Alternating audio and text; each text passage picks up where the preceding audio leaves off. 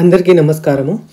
గురుకులాల్లో మళ్ళీ బ్యాక్లాగ్లు తప్పవా అంటూ మనకు నమస్తే తెలంగాణలో ఒక ఆర్టికల్ అయితే వచ్చింది.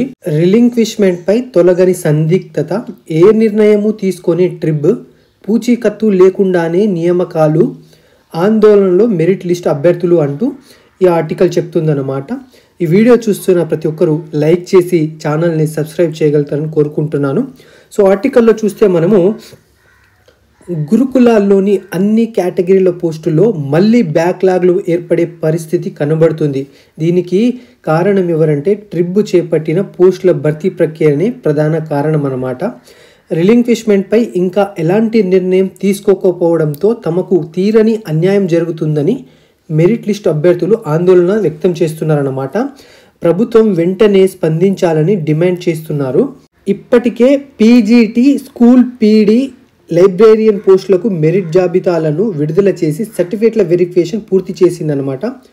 ఇటీవలనే ఉద్యోగాలకు ఎంపికైన వారి నుంచి రిలింక్విష్మెంట్ను తీసుకోకుండానే ట్రిబ్ నియామక పత్రాలను అందజేస్తున్నది.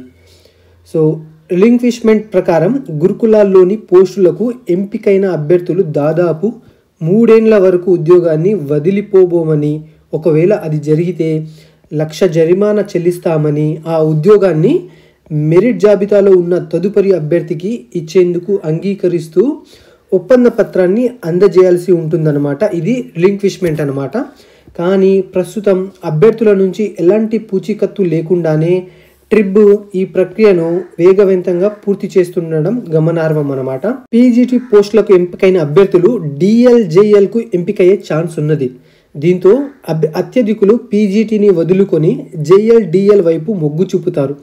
ఫలితంగా పీజీటీ పోస్టులు ఖాళీ అవుతాయి. దీంతో ఆ పోస్టులని బ్యాక్లాగ్లో పడిపోతాయి అన్నమాట. నిర్ణయం తీసుకొని సర్కారు అంటూ రిలింక్విష్మెంట్ అంశంపై ప్రభుత్వం ఇప్పటికీ ఎలాంటి నిర్ణయం తీసుకోలేదు. ఇదే విషయమై ట్రిబ్ అధికారులను సంప్రదించగా రిలింక్విష్మెంట్ అంశంపై ప్రభుత్వం నుంచి తమకు ఎలాంటి స్పష్టమైన ఆదేశాలు రాలేదని చెప్తున్నారన్నమాట. ప్రస్తుతం నియామక పత్రాలనే అందజేస్తున్నామని, పోస్టింగ్లు ఇచ్చే సందర్భంలో రిలింక్విష్మెంట్ను తీసుకునేందుకు అవకాశం ఉన్నదని పేర్కొంటున్నారు.